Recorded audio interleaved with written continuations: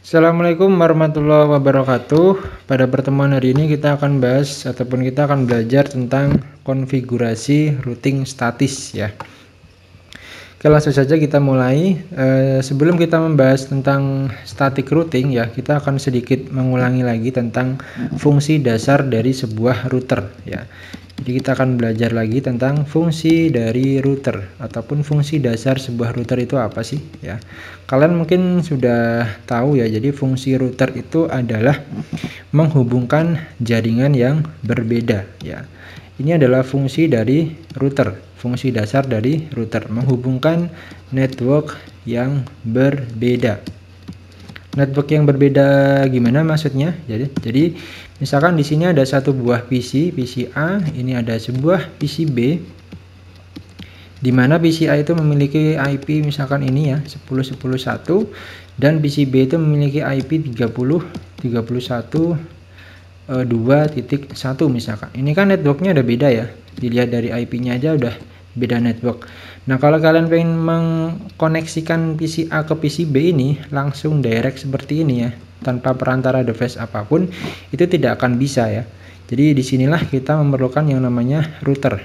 Nah, router itu nanti dia akan bisa mengkoneksikan antara komputer yang beda network.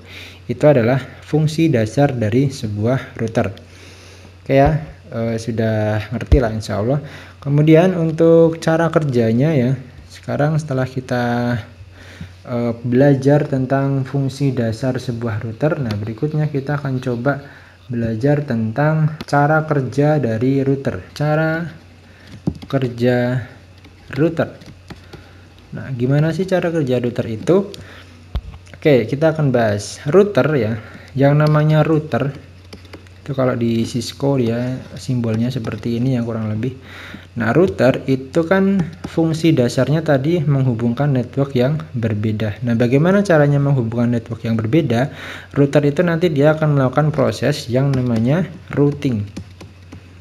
Nah, routing itu apa sih? Ya, routing itu adalah proses di mana router itu mencarikan rute, mencarikan jalan ya, yang tercepat, jalan yang paling efektif untuk menghantarkan paket ya, paket dari sumber ke tujuan. Jadi routing ini adalah proses merutekan.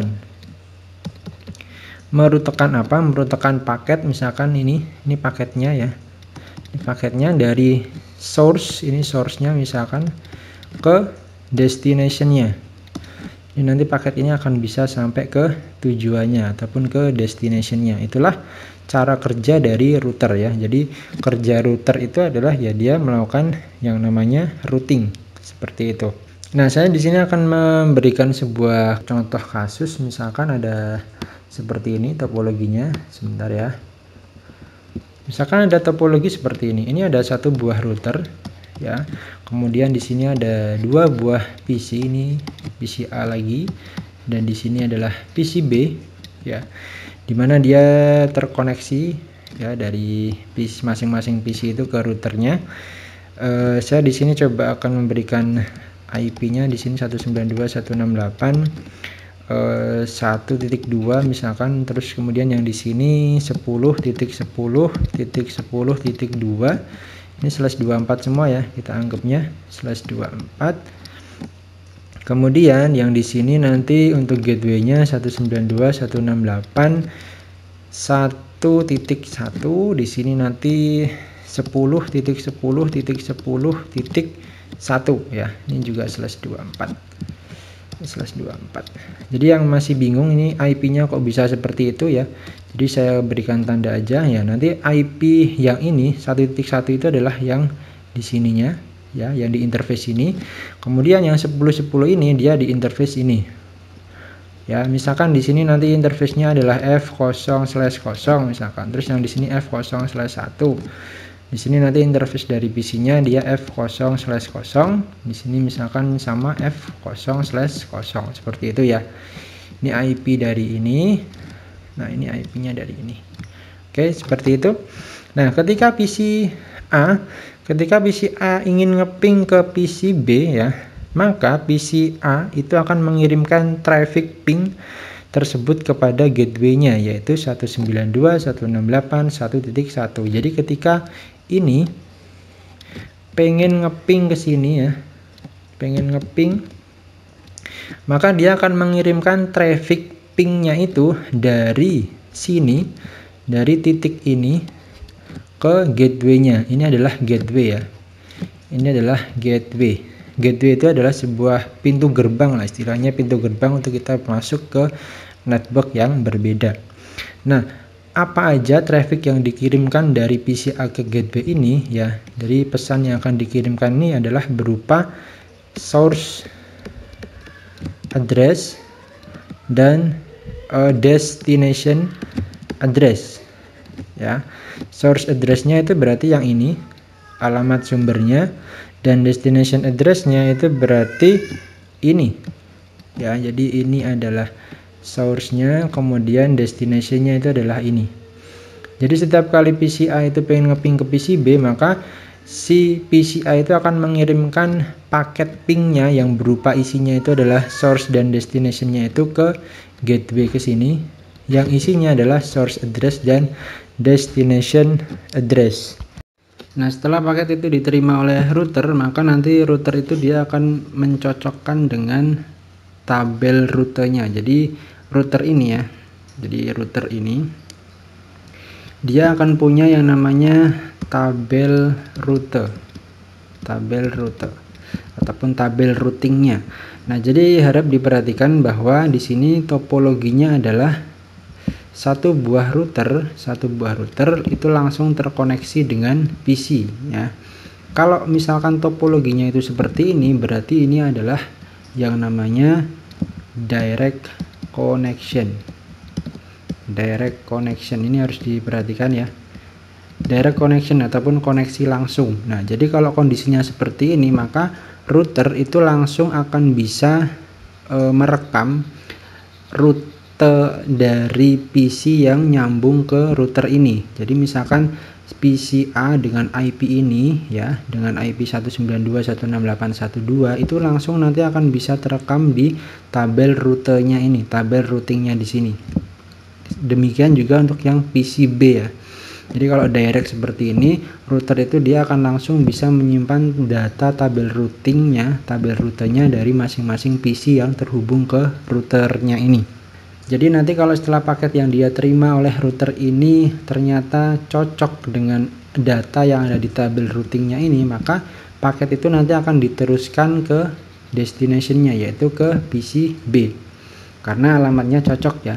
Nah, kemudian setelah PCB itu menerima, dia akan memberikan sinyal ataupun memberikan balasan lagi ke routernya ya. Jadi oke, paket ini sudah sesuai dengan apa yang disampaikan ataupun apa yang diinginkan oleh si PCI, yaitu ke saya misalkan ke sini. Nah, nanti PCB akan merespon ya, responnya itu akan diterima lagi oleh router. Kemudian dari routernya ini, karena data tabel routingnya tadi dari PCI udah tersimpan di sini, maka dia akan langsung bisa merespon dan menyampaikan pesan yang dititipkan oleh PCB ini ke PCA. Nah, itulah yang namanya sudah terkoneksi ataupun terhubung. Jadi kalau yang namanya terhubung ataupun connect itu tidak hanya ataupun tidak cuman dari A ke B, tapi juga harus dari B ke A. Jadi ada timbal balik seperti itu ya.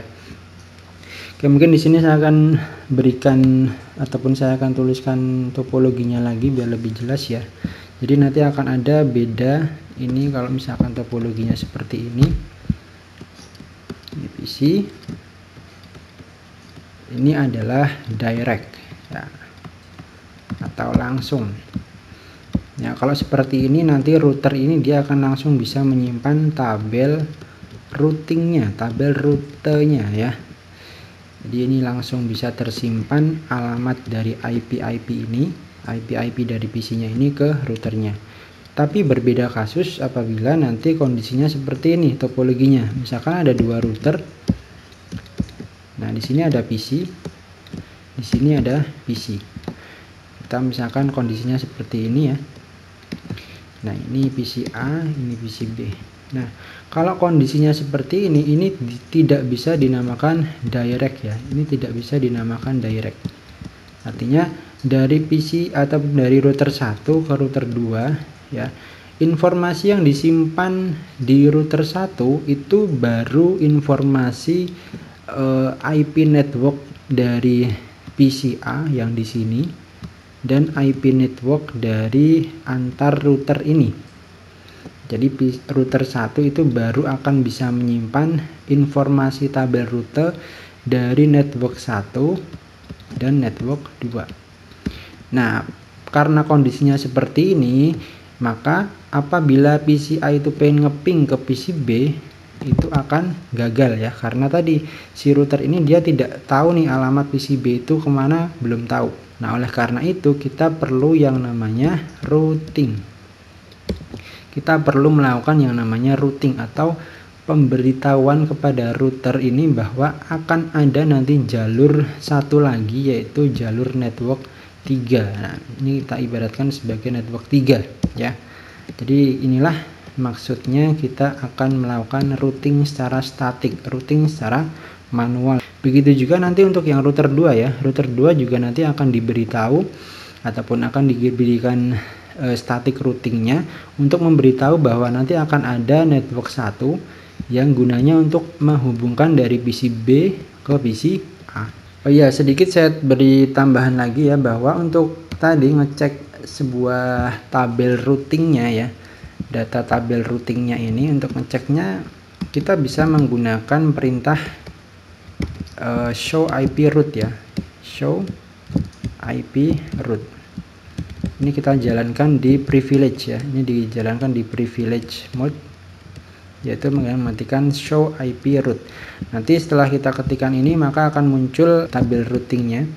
Oke, sekarang kita lanjut ke bagaimana config static routing ya. Jadi setelah kita paham nih konsep dari static routing, kemudian fungsi dari routing itu seperti apa. Nah, berikutnya kita juga harus tahu bagaimana sih config routing statis itu di sebuah router ya. Nah, untuk penjelasan yang lebih lengkap lagi, kalian bisa simak video di bawah ini ya. Saya sudah siapkan video tutorial untuk konfigurasi routing statis. Oke, sekian untuk pengantar dari materi static routing hari ini. Saya akhiri. Wassalamualaikum warahmatullahi wabarakatuh.